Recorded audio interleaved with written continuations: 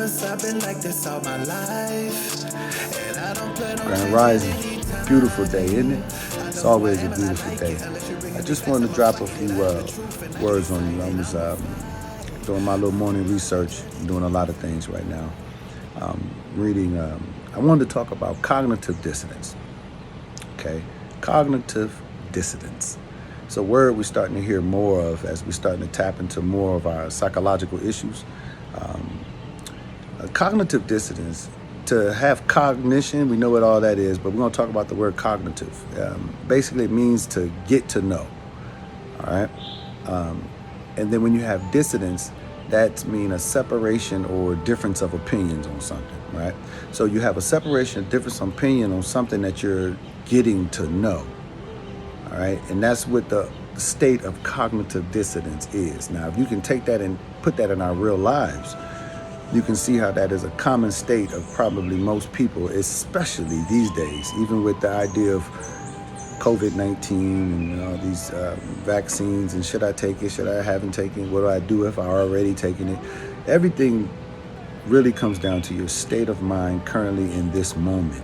This is what the idea of God is. Like, for instance, we can even, all right, let me create an example of cognitive dissonance. I'm gonna just provide one for you.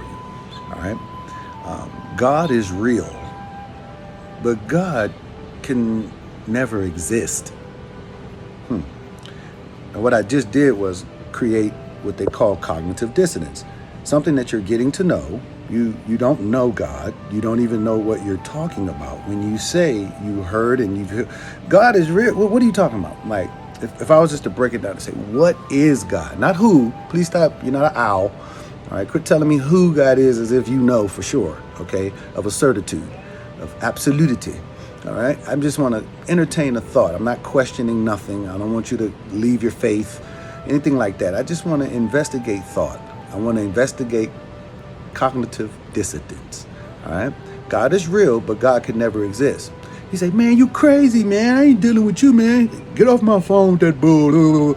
All that stuff your mind's saying, that's cognitive dissonance. The reason why you're behaving that way, because it kind of makes sense. You know what I'm saying? And the reason it makes sense is because if I was to answer what God is, that's energy. Energy guided by thought. That means I am the generator of decisions. Decisions. Energy is nothing but in science, they used to teach energy as kinetic and potential. Kinetic energy is energy in motion, which is generally the root word of emotion, energy in motion. Anyway, or there's potential energy, which is stored energy, energy that is waited to yet be moved upon. But either way, nothing happens until it is moved upon.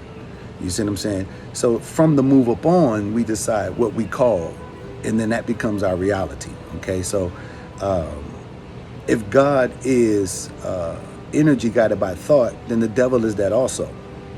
These are things that we, as the generator of decisions, we create, we make it.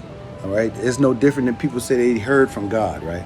God talked to me. I heard. I'm not challenging nobody right now. All right, I'm just investigating thought. All right, it's like you have a little boy have two action figures. Right? I heard my brother Wesley, Kevin Wesley, he did a beautiful example on that. Check out his videos, by the way, man. That's my boy.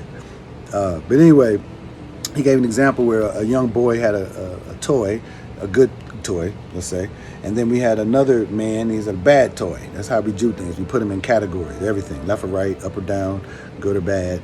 Anyway, and they start fighting. And one says, oh, I will mutilate all your children and chop all their heads off and feed them to the chickens. Oh.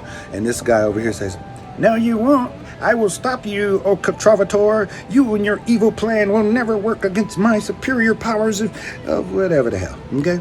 But the point is, we don't ever consider the person narrating the story on both sides. All right, this person here in the middle is the decider. He's the generator of decision. Who does what, how evil this person is, and da-da-da-da-da. If what I'm saying is sounding strange, let's go to Michael Jackson. He put it in the words like this. I'm looking at the man in the mirror. Oh, yeah. I'm asking him to change his ways. No message could have been any clearer. If you want to make the world a better place, take a look at yourself and make a change.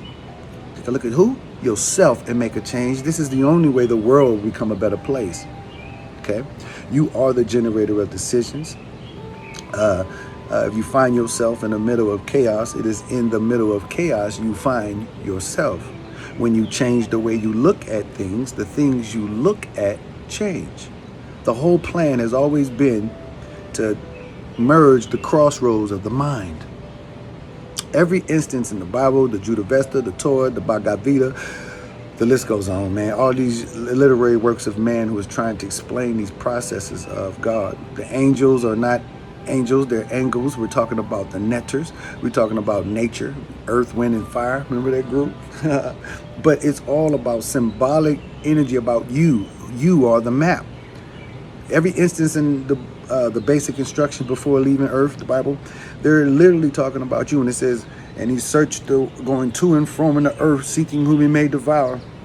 It's literally talking about to and fro the earth. When you die, your body go back to the earth. You are the body. So that energy guided by thought goes up and down. Is it going to connect with the lower nature? Something in your lower nature, doubt, envy, fear, all these lower nature vibrations that has a frequency of attraction. You send that out. If you live from the lower vibration, you attract that lower vibrational energy. Okay? It's not that you're doing anything. You have a lot of instances, but you ain't did a daggone thing. But this is the instance where I mean that you're God. Okay, not in the sense of you created some trees or grass. Again, that's just our cognitive dissonance. This is that separation again that we're trying to deal with. All right. So the lower self. Now you travel up to your higher self. Okay, let me pause here. All this process is going on in the brain. Okay, I'm just using the illustration of the body. Okay, but it does affect the body inwardly. But it's important you to understand conceptually what's going on. Okay, there's all kind of elemental little things that adds to how we see words and how we understand what we're interpreting and the fact that we're even interpreting, okay? Back to the higher self stuff. So it goes to the lower self and travels up to the higher self. Things of how you see yourself from a higher perspective, if that's making sense. From your idealistic, your altruistic ways, your nobleness, I got to do the right thing. All that stuff it comes from your higher self, which in turns create a vibration. This is who you are. You know what I'm saying? And the way you think, the way a man think in his heart, so is he. It's not that the heart has a brain to think with, but it is a living organism. It feels. I created a process in the riot class, which is relationship intensified observational training. Again, observational. Everything has to be observed, watched. Okay, if you start to study quantum physics, you'll learn the test that was done with visualization and how particles went through a structure, and then when it was observed, it didn't go through the same structure. That is a phenomenon, okay? And it's because of the power of the mind and what it does in its conversion stage. When something happens, you convert it, then you make it reality. But the thing is, that's your reality, and that's okay. The problem comes when we push that reality on other people. So when I say God is real, but God does not exist, you think I'm cuckoo. But the fact is, you got a few screws loose. All right, and you're deflecting. I'm actually super intelligent. Okay, I'm on your side. I've been on your side and came back on this side, jumped back on that side to see if I should have been on this side, and then I decided to go in the middle. Okay, because the middle is what it is. Acceptance. Once you can accept what it is, then you can see the truth. All right? I don't want to talk too much more. I think I've dropped off a lot. But cognitive dissonance is a condition that we can get over. We can get to a place where we actually understand, understand, overstand, any kind of position we have to take. That's what the stand is about. Okay? That we want to take, any posture that we want to take in solitude. Have it be from a more universal perspective, okay? Because in all that getting, must get it at least an understanding, all right? I hope I didn't offend anybody today, and if I did, I apologize. It literally is what it is. I have no ill will towards you or your feelings. I do not invite your feelings to this conversation. I would appreciate them if you leave them home if they did get offended. Okay? I want to talk to your mind, and your heart can follow. One love, everybody. Peace.